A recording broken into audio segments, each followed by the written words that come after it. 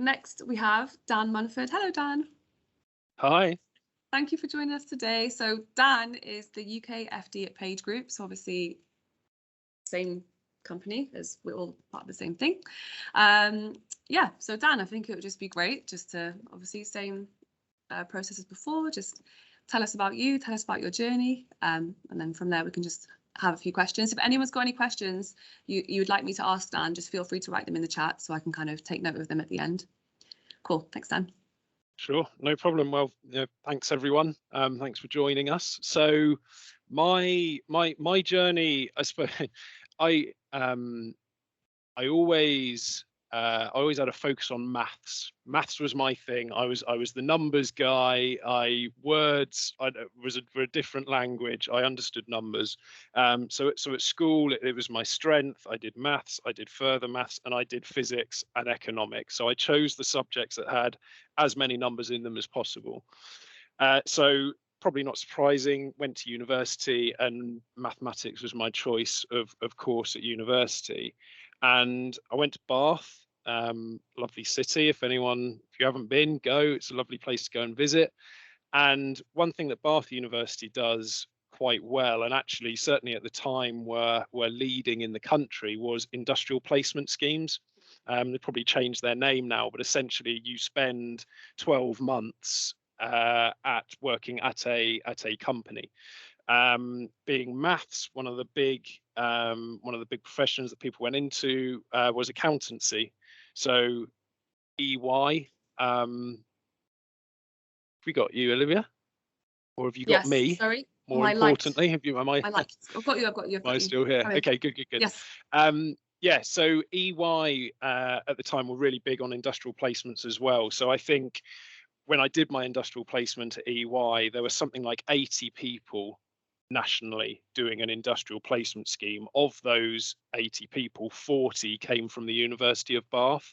So it was quite nice. Straight off the bat, I sort of felt like I was part of a community.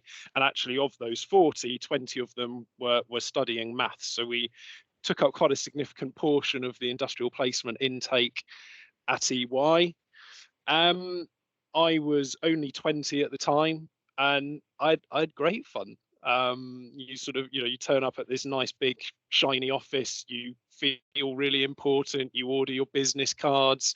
I think I got really lucky with the clients that I had. One of the main clients was, and this was at the stage really early on, was Innocent, the smoothie company. So you sort of went out there. They had, this was a long time ago now, but even then they sort of had artificial grass all over the place.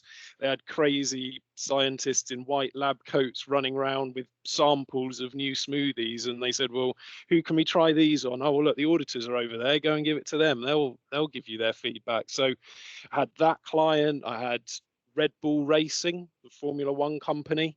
So I remember going around there and sort of having to sign some sort of non-disclosure agreement and getting a tour. Yeah, well, like I said, I got really lucky. I think they tricked me because I really enjoyed it. They offered me a graduate job. When I went back as a graduate, once I'd finished, I didn't get any of those clients. So I think they used it as a ploy to get me on the hook, and then changed it up. But I think on a slightly more serious note, I think one of the things I enjoyed most about being in practice was the variety, and the clients that you're with. I mentioned two there, and I think I deliberately chose the two most exciting ones. But I think especially at that point in time in my life, I got to travel overseas quite a lot as well with audit. So the clients that I was working on, they acquired some businesses overseas.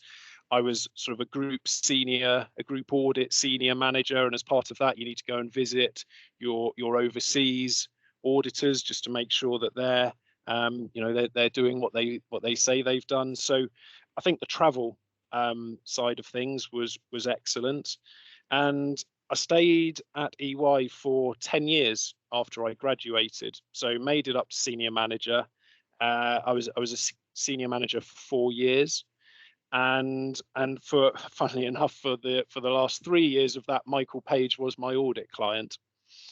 Makes sense. And yeah, and I think it's one of those things, and I'm sure lots of people on the call might be sort of be aware of this. One of those things where joining an audit client, it's done and it's allowed, but it's frowned upon, and you have to sort of do it in the right way. So,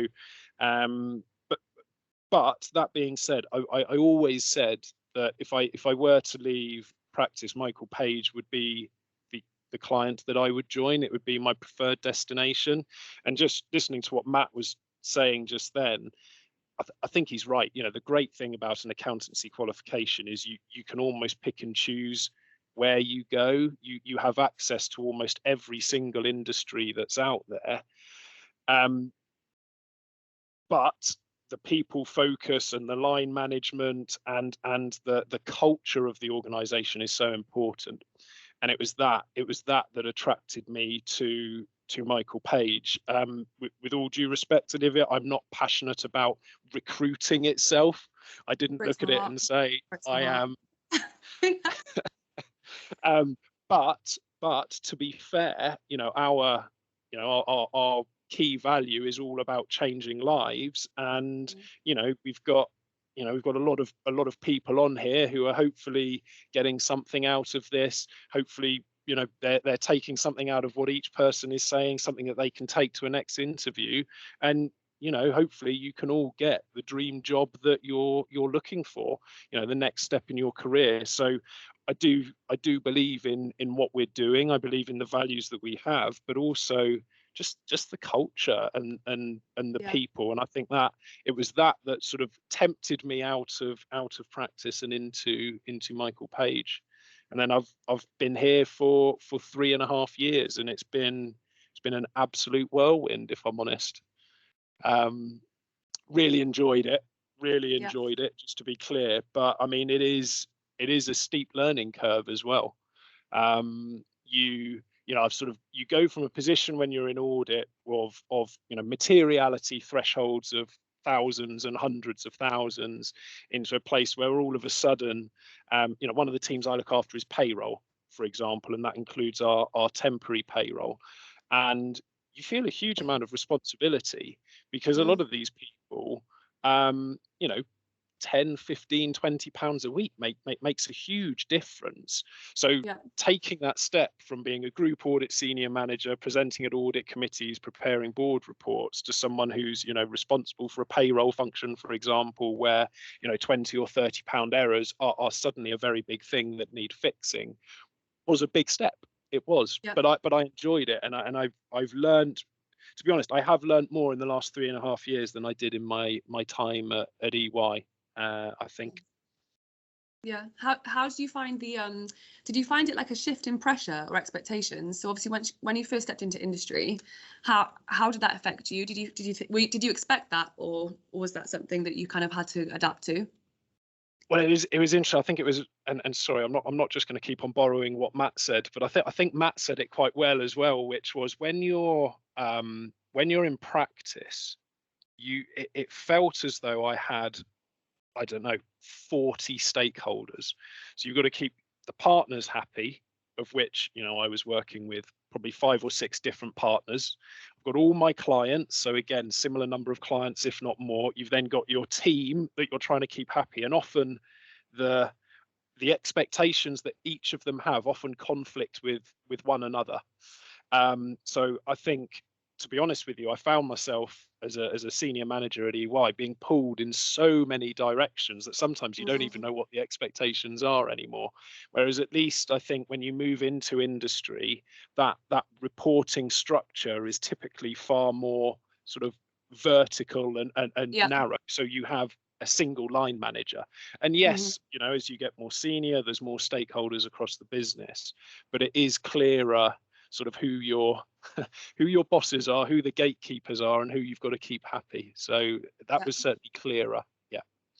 And so typically lots of people, once they qualify, they want to move into industry straight away. Not everyone. So some people want a career in practice, some people want corporate finance, some people want to move into industry. can you shed just a little bit of light on the types of industry roles someone could look at? Because obviously, like, you know, financial accountant, management accountant, there's all different, financial controller. The route you took, was that definitely what you wanted to take? And also, was that typical of the type of role you could have taken? Because I know obviously you moved into industry a little bit later on. You didn't go straight away once qualified. You kind of waited until you were a senior manager. Yeah, so it it's interesting actually, because that that wasn't necessarily by design. I didn't have sort of some grand plan that said by Right. 5 years or 10 years I want to do this. And Mhm. and again, it's quite similar to what Matt said, which is I sort of found that at the moment that I qualified, you know, there were some people who were just dead set on, I need to get out of audit. I don't Yeah. care what it is. I need to get out. I need to do something different. I wasn't in that place. I quite enjoyed what I did, and I quite enjoyed the variety. So I just sort of said, well, I'm just going to stick it out for 6 months and see what happens. And Yeah. 6 months became 12 months, and then there was the first promotion, and then 12 months became 24 months, and then there was another one. And I sort of just lived every year as it came. And I remember I've sort of written down here on this pad. I remember I had a conversation with my career